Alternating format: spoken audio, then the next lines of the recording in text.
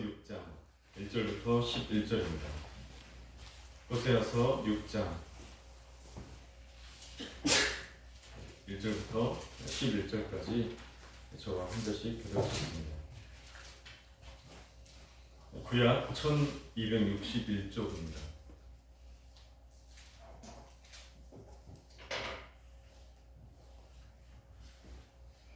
오라 우리가 여호와께로 돌아가자. 여호와께서 우리를 찢으셨으나 도로 낫게 하실 것이요 우리를 치셨으나 싸매어 주실 것입니다.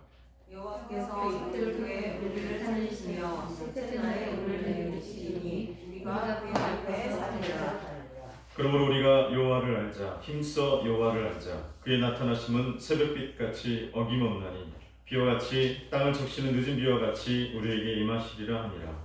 에프라임아 내가 내게 어떻게 하랴. 유다야 내가 내게 어떻게 하랴. 너희의 나와 사는구나. 시 없어지는 이슬 같도다. 그러므로 내가 선지자들로 그들을 치고 내 입의 말로 그들을 죽였노니 내 심판은 비처럼 나왔느니라. 나는 은혜를 원하고 제사를 원하지 아니하며 번제와 하나님을 아는 것을 심판하는 것처럼 나오느니라. 그들은 아담처럼 언약을 어기고 거기에서 나를 간역하였느니라. 길르앗은 악을 행하는 자의 구울이라. 피 발자국으로 가득 찼도다. 강도떼가 사람을 기다림같이 제사장의 무리가 새김길에서 살인하니 그들이 사악을 행하였느니라. 내가 이스라엘 속에서 가증한 일을 보았나니 거기서 에프라임은 능력하였고 이스라엘은 더럽혀졌느니라. 같이 읽겠습니다. 또한 유다여 내가 내 백성의 사로잡힘을 돌이킬 때에 내게도 추수할 일을 정하였느니라. 아멘. 할렐루야. 소나무 그루터기에 송진이 이렇게 웅켜 있는 그 부분이 오랜 시간 이제 지나면서 이 소나무의 많은 부분이 이제 썩고 남아 있는 부분, 그 부분을 이제 고주박이라고 그렇게 합니다. 아시나요? 이 고주박은 자연의 조각품으로 그렇게 불려집니다. 그만큼 모양이 참 멋지고 또 아름다운 것들도 있습니다. 이 고주박의 주성분은 송진으로 되어 있다고 합니다. 예전에 TV에서 이 고주박을 40년 동안 모아온 분의 이야기가 이렇게 방영이 된 적이 있습니다. 그분은 이 고주박을 40년간 모으면서 이 마당 또 집안에 고주박을 가득 쌓아놨습니다. 마당이 한 사람 겨우 지나갈 정도의 통로만 만들고요. 온통 마당을 이 고주박으로 쌓아 놓았습니다. 그분은 이 고주박을 보물이라고 그렇게 이야기를 하더라고요. 왜 그렇게 수집하느냐 그랬더니 그것이 너무 좋아서 그냥 좋아서 수집한다고 합니다. 그래서 너무나 좋아해가지고 이 고주박을 1억을 줘도 안 바꾼다 그렇게 이야기를 해요. 저는 이제 그것을 보면서 참 그분의 마음이 참 이해가 되기도 했습니다.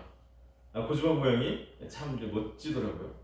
독수리 모양도 있고요, 부엉이 모양도 있고요, 각양각색의 모양들이 있습니다. 그러면서 참 멋지다는 생각도 들면서 마음 한켠에는 참 허전하다, 좀 허무하다라는 생각이 들었습니다. 재미로 한 번씩 산에 가서 이렇게 채취하는 것은 좋을 것 같은데 그 소나무 뿌리가 뭐라고 그 뿌리를 모으려고요 이 산 저 산 헤매면서 그 보낸 시간들을 생각하니까 참 그 소나무 뿌리가 뭐라고 참 허망하다라는 그런 생각이 들었습니다. 차라리 그 마당에 그 고주박들을 쌓아둘 것이 아니고 그것을 가지고 나눔의 삶들을 또 살아가든지 아니면 그것을 팔아가지고 좀 더 좋은 일을 했으면 얼마나 인생이 더 보람되지 않을까 그런 생각이 들면서 참 허망하다, 좀 허무하다라는 그런 마음이 들었습니다. 참 고주박 뿐이겠습니까? 하나님 없이 살아가는 삶, 하나님 없이 하나님을 떠나가서 살아가는 그런 삶들이 참 허망합니다. 오늘 우리가 읽었던 이 호세아서에서는 하나님을 떠나서 우상들을 섬기며 살아갔던 이스라엘의 모습을 기록을 하고 있습니다. 역시 호세아 선지자가 활동하던 시대는요, 북이스라엘에 여로보암 왕이 활동하던 그런 시대입니다. 두 번째 여로보암 왕이 활동하던 시대인데요. 이 당시에 북이스라엘은 매우 부강했습니다. 나라가 부강했던 이유는 북이스라엘이 뭔가 잘해서가 아니고요. 하나님께서 그들에게 복을 주었기 때문에 그렇습니다. 열왕기하 14장 25절에서 이스라엘이 부강했던 이유에 대해서 기록을 합니다. 이스라엘 하나님 여호와께서 그 종 가드헤벨 아mit대의 아들 선지 요나로 하신 말씀과 같이 여로보암이 이스라엘 지경을 회복하되 하맛 어귀에서부터 아라바 바다까지 하였으니 이는 여호와께서 이스라엘의 고난이 심하여 메인 자도 없고 놓은 자도 없고 이스라엘을 도울 자도 없음을 보셨고 여호와께서 또 이스라엘의 이름을 도말하여 천하에 없이 하겠다고도 아니하셨으므로 요아스의 아들 여로보암의 손으로 구원하심이었더라. 하나님께서 북이스라엘의 모습을 보셨습니다. 그런데 너무나도 그 백성들이 비참하게 또 방황하며 살아가는 모습을 보시고 또 이스라엘을 돕는 그런 자들이 없는 것들을 주님께서 보시고 북이스라엘을 도와주시기로 하나님께서 결정을 하셨습니다. 그래서 북이스라엘 왕 여로보암의 손으로 이스라엘을 구원하기로 그렇게 결정하시고 하맛 어귀로부터 아라바 바다까지 그 지경을 회복을 시켜 주셨습니다. 전적으로 북이스라엘이 잘해서가 아니라 하나님의 긍휼하심이죠. 너무나 힘들고 비참하고 방황하며 살아가는 북이스라엘의 모습을 보면서 하나님께서 도와주신 거예요. 그들을 부강하게 하신 겁니다. 이 하맛은요, 두로와 시돈보다 북쪽에 위쪽에 있는 그 지역입니다. 그러면 이 북이스라엘 이 땅을 보면요, 북쪽으로만 보면 솔로몬 왕 때 그 영역까지 북이스라엘이 회복한 상태입니다. 이스라엘의 가장 번영한 시기는 다윗과 솔로몬 시대죠. 그때가 가장 영토가 넓었습니다. 이것을 보면 여로보암 시기에 북이스라엘이 얼마나 강했는지를 우리가 생각해 볼 수가 있습니다. 북이스라엘이 또 경제적으로, 또 군사적으로, 또 정치 외교적으로 얼마나 강력한 힘을 가지고 있었는지 우리가 생각해 볼 수가 있습니다. 고난이 심하고 이렇게 비참한 상태에 있었던 이 북이스라엘이 이제 하나님의 복을 받았잖아요. 정말 하나님이 그 나라를 부강하게 하시고 힘있게 하셨습니다. 하나님이 복을 주셨습니다. 그런데 그 이스라엘은 어떻게 됩니까? 하나님께로 이제 돌아와야 되는데 그 반대의 모습으로 그들이 살아갑니다. 북이스라엘은요, 나라가 부강해지니까 하나님께로 돌아오지 않습니다. 오히려 그 부요함 속에서 우상을 만듭니다. 또 바알과 아세라를 섬기고 음행과 또 타락의 길을 걸어갔다고 성경이 우리에게 말씀해주고 있습니다. 호세아서는요, 당시 북이스라엘 사회상에 대해서 이렇게 기록을 합니다. 1장 2절에 이 나라가 여호와를 떠나 크게 음란함이라. 한마디로 말하면 하나님을 떠나서 여러 우상들을 섬겼다는 말씀입니다. 또 4장 1절 2절에 보면 여호와께서 이 땅 주민과 논쟁하시나니 이 땅에는 진실도 없고 인애도 없고 하나님을 아는 지식도 없고 오직 저주와 속임과 살인과 도둑질과 간음뿐이요 포악하여 피가 피를 뒤이음이라 라고 하나님께서 그 당시 북이스라엘 여로보암 시대의 사회의 모습에 대해서 그렇게 말씀을 하십니다. 북이스라엘이요, 축복과 부요 속에서 오히려 죄악의 길을 걷습니다. 정말 풍요해지고 부유해지면 뭔가 더 하나님을 사랑하고 또 하나님을 위해서 뭔가 이렇게 더 애쓰는 모습이 아니라 하나님께 더 가까이 오는 모습이 아니라 정반대의 길을 북이스라엘이 걸어갔습니다. 하나님을 오히려 더 멀리하고 제 갈 길로 갑니다. 하나님을 경외하지 않고 바알과 아세라를 더욱더 섬깁니다. 신앙이 없는 사람이요 이렇게 부유해지면 잘 될 것 같잖아요. 그죠? 신앙이 없는 사람이 재물을 막 얻었어요. 그러면 뭔가 이 사람이 잘 나갈 것 같은데 어떻게 됩니까? 많은 경우에 타락의 길을 걷습니다. 또 하나님을 믿는 사람들 중에도 정말 중심으로 하나님을 섬기지 않는, 하나님을 사랑하지 않는 사람이 물질의 복을 많이 받게 되면요, 많은 경우에 정말 하나님을 떠납니다. 또 죄악의 삶들을 살아갑니다. 그러니까 그 물질의 복이 독이 되는 경우가 많이 있습니다. 하나님을 정말 중심으로 사랑하지 않고 마음의 중심이 하나님께 떠나 있으면 그 상태, 그 모습에서 받는 여러 부유함이나 물질의 복들은요 오히려 독이 되는 경우가 많이 있습니다. 사랑하는 성도 여러분, 삶이 정말 평안하고 정말 행복할 때 하나님을 더욱더 경외하며 살아갈 수 있기를 원합니다. 삶이 편안해지고 삶이 부유해지고 삶이 넉넉해지고 그렇다고 해서 하나님을 더 멀리하는 것이 아니라 우리 삶이 더 부유해지니까, 우리 삶이 행복해지니까, 우리 삶이 편안해지니까 우리 하나님을 더 경외하고 하나님을 더 가까이 하고 하나님을 더 사랑하는 그런 은혜로운 삶들을 살아갈 수 있기를 원합니다. 삶이 잘 풀리고요, 삶이 정말 평안할 때, 또 삶에 대한 여러 경험들이 내 안에 쌓여져서 이제 많은 일들이 익숙해질 때 오히려 그때 평안하지 않는 자처럼 하나님께 나와서 살아갈 수 있기를 원합니다. 아직 일들이 익숙하지 않은 것처럼, 익숙하지 않은 자처럼 그렇게 여기면서 하나님의 얼굴을 더욱더 구하시는 정말 믿음의 삶이 있기를 원합니다. 그래야 하나님 주신 복이요 언제나 복이 됩니다.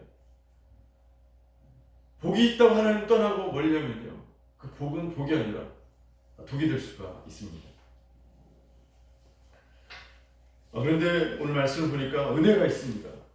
부유함 속에서 이 죄악된 길로 떠나버린 이스라엘 이 백성들을 하나님께서 아픈 마음으로 다시 부르십니다.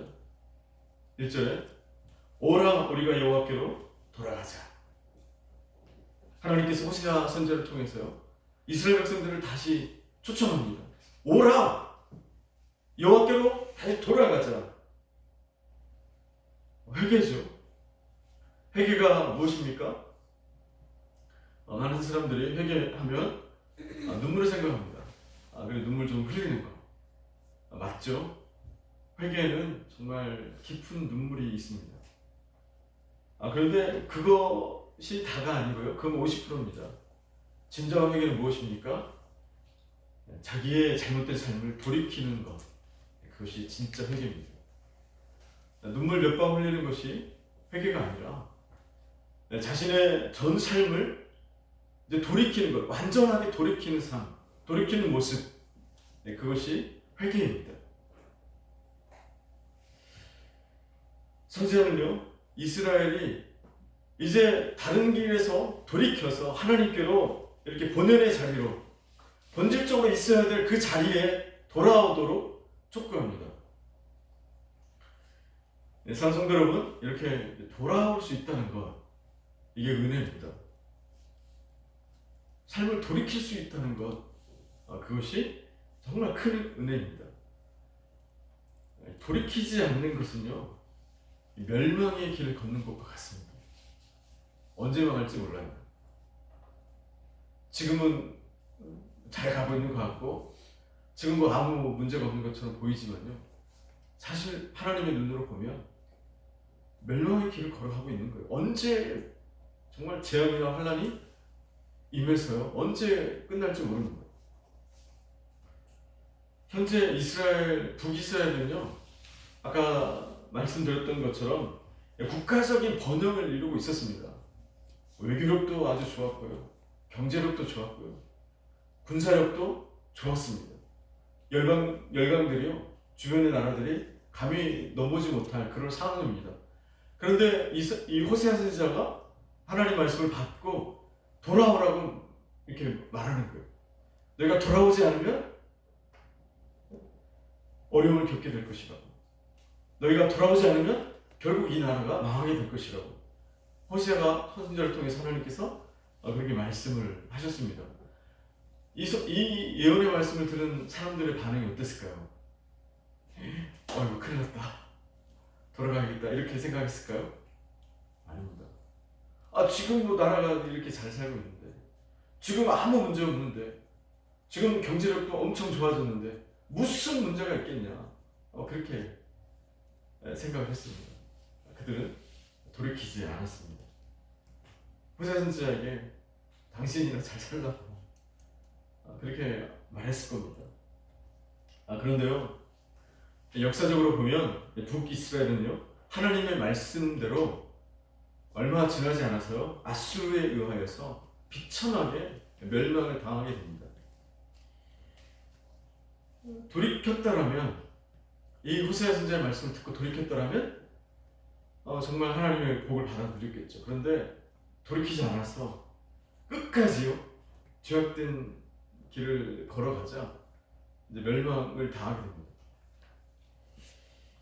하나님을 떠나서요, 제각자의 어떤 길, 그 길을 걸어가면 어떤 사람들이 생각합니다. 뭔가 좋은 일이 있을 것 같고, 뭔가 속박과 결박으로부터 풀려져서 뭔가 자유의 삶들을 살아가는 것처럼 느껴지고, 또 해방감을 좀 느끼는 것처럼 마치 그 삶이 해방된 인간의 인생의 삶들을 살아간다고 생각하는 분들이 있습니다.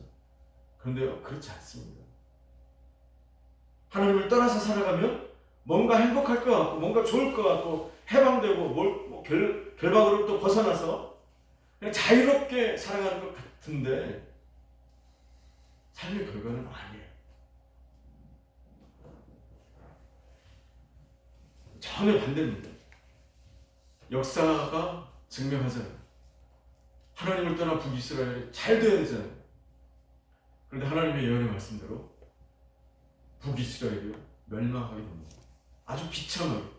아수르 이 나라는요, 제국입니다. 거대한 제국, 큰 나라예요. 그런데 이 나라의 왕들은요, 다 잔인했습니다. 사람을 그냥 죽이지 않았어요.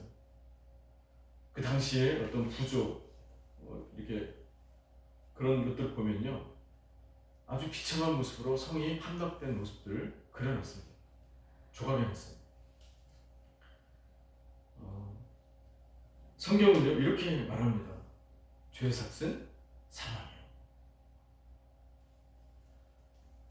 죄된 삶을 살면 잘 되는 게 아니라 하나님을 그래서 떠난 모습으로 살아가는 인생들의 끝은요, 사망이라는 거죠. 종국에는, 결국에는 잠깐 눈앞에는 좋아 보이겠지만 끝에는 사망을 경험하게 된다는 겁니다. 돌이키지 않고 죄악된 삶을 계속 살아가면요, 하나님의 은혜가 거두어지게 됩니다. 하나님의 은혜가 거두어지니까, 하나님의 손이 보호하시는 손길이 삶에서 거두어지니까 어떻게 됩니까? 이제는요, 열강들이 쳐들어오는 거죠. 그동안 하나님이 다 막아주셔서 안전했는데 그 보호의 손길이 거둬지니까 이제 사단이 활동하는 거죠. 사단의 밥이 되는 겁니다.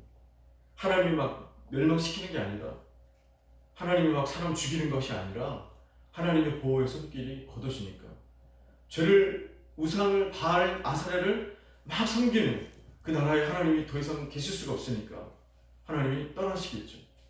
그러면 사단이 들어와서 망치는 겁니다. 비참하게 사망의 길을 걷게 되는 거죠. 그래서 이스라엘이요, 아수르에 의해서 찢겨집니다. 열강들에 의해서 심각한 상처를 입게 됩니다. 그러니까 호세아 선지자가 외치는 거예요. 그런 상황에 있지만 여호와께 돌아가자. 여호와께 돌아와라. 너희가 돌아오면 여호와께서 너희를 찢으셨으나 또 낫게 하실 것이요, 우리를 치셨으나 싸매어 주실 것입니다. 이틀 후에 우리를 살리시고 셋째 날에 우리를 일으키실 것이다. 그렇게 말씀하시는 거죠. 하나님은 긍휼에 풍성하신 하나님이잖아요. 그의 사랑하는 백성의 나가는 모습을 차마 못 보시는 분입니다. 그의 사랑하는 백성의 아픈 모습을요 차마 견디지 못하는 분이십니다. 하나님 그런 분이에요. 그래서 돌이키는 자에게 주시는 은혜는요 회복입니다. 생명입니다. 치유입니다. 돌이키기만 하면요 하나님은 그 영혼을 살려주십니다. 죄로 인해서 많이 찢겨있고 온몸이 만신창이가 되어 있을지라도 하나님께로 돌이키기만 하면 하나님께서는요 그 영혼을 낫게 하십니다. 싸매어 주십니다. 살리시고 일으켜 주십니다. 그것이 하나님의 은혜입니다. 하나님의 사랑입니다. 어떤 모습 가운데 있더라도 돌이키기만 한다면 하나님은 소망의 길로 반드시 인도하시는 분이십니다. 사랑하는 성도 여러분, 우리의 삶을요 하나님께로 다 돌이킬 수 있기를 원합니다. 삶의 모든 영역이요 하나님께서 통치하시는 그런 영역들이 다 되기를 원합니다. 하나님 이 부분은 되고요, 이 부분은 하나님 안 됩니다. 내 마음대로 할 거예요. 물론 이해가 되지만 그게 아니라 오히려 그 영역까지 하나님께 드리는 것이, 하나님께 그 영역도 통치하시도록 내어 드리는 것이요 인생의 축복입니다. 내가 자꾸 한다고 잘 되는 게 아니에요. 하나님께로 내어 드릴 때 하나님이 하시는 거예요. 하나님이 복을 주시는 겁니다. 하나님이 지켜주시는 거고, 하나님이 은혜를 주시는 거고, 하나님이 형통하게 하시는 겁니다.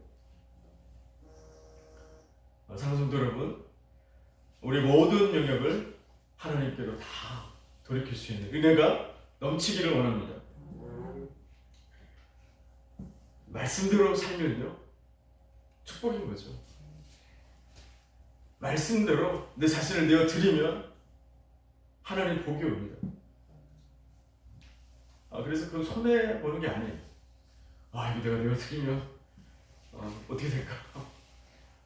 이 영역은 반드시 내가 해야 되는데 하면서 잡고 있는 게 복이 아닙니다. 믿음으로 내어 드리면 하나님께, 하나님 이 영역도 주님 통치해 주십시오. 다스려 주십시오. 하나님 말씀대로 살겠습니다. 하나님 기록된 말씀대로, 예언된 말씀으로 제가 하나님 순종하겠습니다. 내가 그렇게 도전하고 살아가면 하나님의 분명한 복이 임하게 됩니다.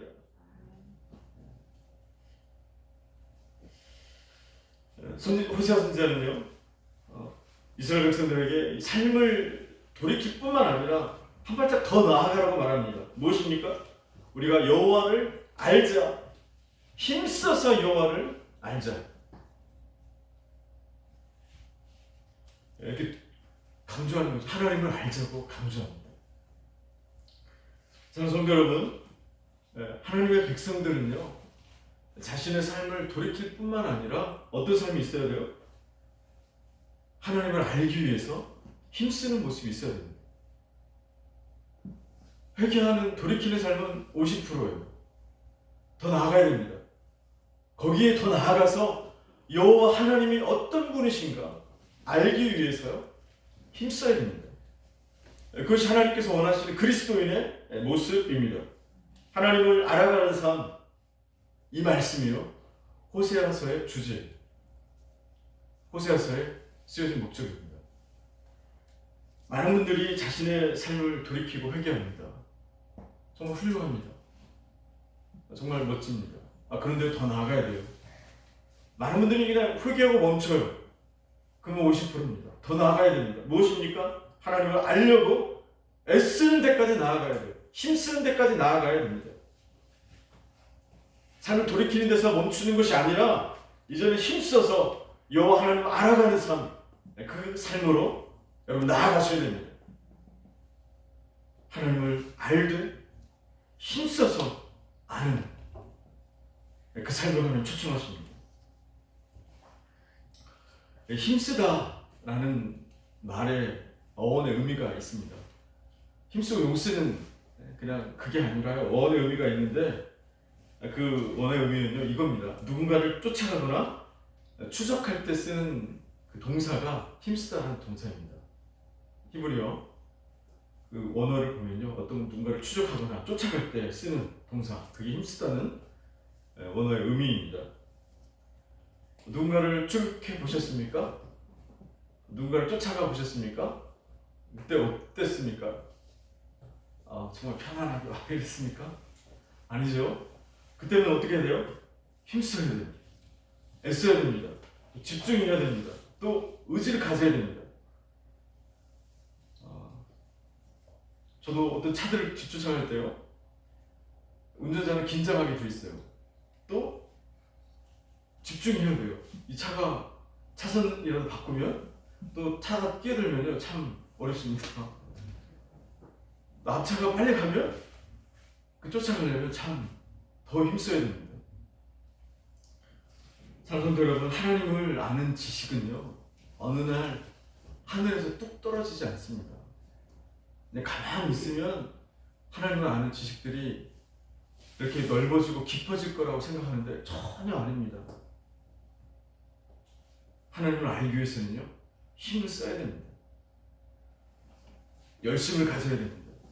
또 최선의 노력을 기울여야 돼요. 그냥 하나님을 아는 지식들이 내 안에 체득되는 게 아니에요. 힘을 써야 되고요. 시간을 들여야 되고요. 때로는 물질도 하나님께 들여서 하나님을 그렇게 해야 할 때 하나님을 알게 됩니다. 은혜는 하나님의 선물입니다. 은혜는 하나님께 공짜로 받는 거예요. 그건 선물입니다. 그런데요, 은혜 받는 사람들은요, 하나님을 알기 위해서 힘쓴 분들이에요. 우리가 지난주에도 봤는데요. 이사야 55장 어떻게 말씀하셨습니까? 목마른 자들아 물로 나아오라. 돈 없는 자도 오라. 너희는 와서 사 먹되 돈 없이 값없이 와서 포도주와 젖을 사라. 하나님은 우리가 가만히 있어도 은혜를 주실 수 있는 분입니다. 그런데 하나님은 어떻게 말씀하십니까? 너의 의지를 가지고 내게로 나오라 말씀하시는 거예요. 내게로 나와서 귀를 기울이고 들으라 말씀하십니다. 다 아시는데 그냥 주실 수도 있는데 하나님은 분명한 의지를 가지고 나와서 들으라 그리고 젖을 사라 하나님이 그렇게 말씀을 하십니다. 나아가는 사람만요 하나님의 은혜를 받습니다. 가만히 있는 사람은요 은혜 받기 힘듭니다.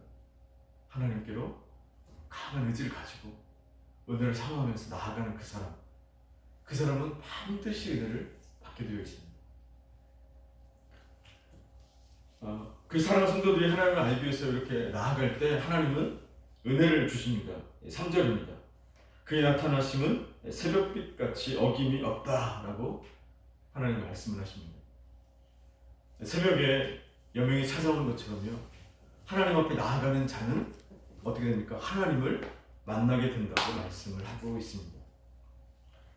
또 하나님은 그 얼굴을 구하는 자에게 어떤 은혜를 주십니까? 늦은 비와 같이 우리에게 임하시리라 말씀을 하십니다. 이스라엘은요 1년에 두 번의 우기가 있습니다. 10월 11월에 내리는 비 그것이 이른비라고 하고요 3, 4월경에 내리는 비를요 늦은 비라고 합니다. 10월에서 11월에 내리는 이 비는요 가끔씩 내리는데 이때 파종된 씨앗을 움트게 하고 자라나게 하는 비입니다. 그러니까 얼마나 소중하죠. 파종했는데 그 씨앗이 싹을 틔우고 자라나도록 하는 비입니다. 만약에 이 비가 안 오면 그 씨앗은 다 말라 죽게 되겠죠. 또 이 늦은 비는 3, 4월에 내리는데요 추수를 앞둔 이 곡물에게 이제 수분을 공급합니다. 그래서 이 풍성하게 이 곡물이 여물게 만들어요. 그래서 농작물의 작황을 좋게 만들고 그리고 곡식을 증산하도록 그렇게 하는 아주 중요한 역할을 하는 비입니다. 그러니까 이스라엘 사람들은요 이 이른 비와 늦은 비를 간절히 원하고 또 이 늦은 비를 축복의 단비다 그렇게 불렀다고 합니다. 하나님께서 이 이른 비와 늦은 비와 같이 하나님을 찾는 자들에게 임해 주실 것이라고 성경이 말씀해 주고 있습니다. 사랑하는 성도 여러분, 하나님을 알아가는 삶, 그 삶은요 참 복된 삶입니다. 인생의 행복이 여기 있습니다. 다른 데 있는 게 아니라 우리는 행복을 찾아 방황하잖아요. 상대 인생의 만족을 찾고자 헤맵니다. 그런데 인생의 행복이 여기 있습니다. 인생의 축복이 하나님을 알아가는 삶에 있습니다. 인생이 갈구하는 모든 것들이요 하나님과의 만남 안에 다 들어있습니다.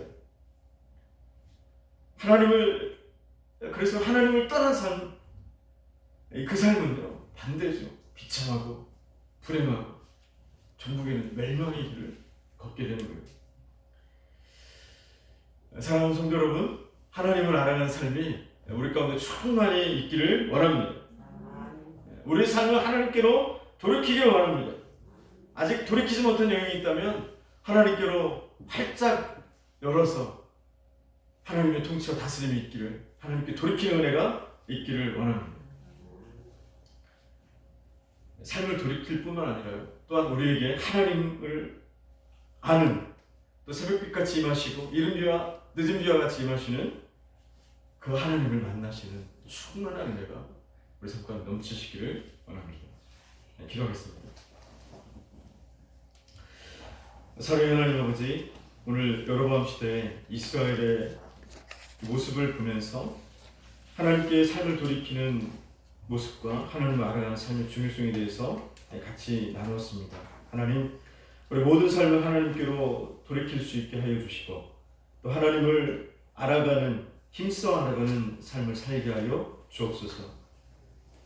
아버지 하나님, 그런 삶 속에서 이른 비와 늦은 비로 또 새벽빛같이 임하시는 하나님을 만날 수 있도록 우리에게 놀라운 은혜를 허락하여 주옵소서. 예수님의 이름으로 기도합니다.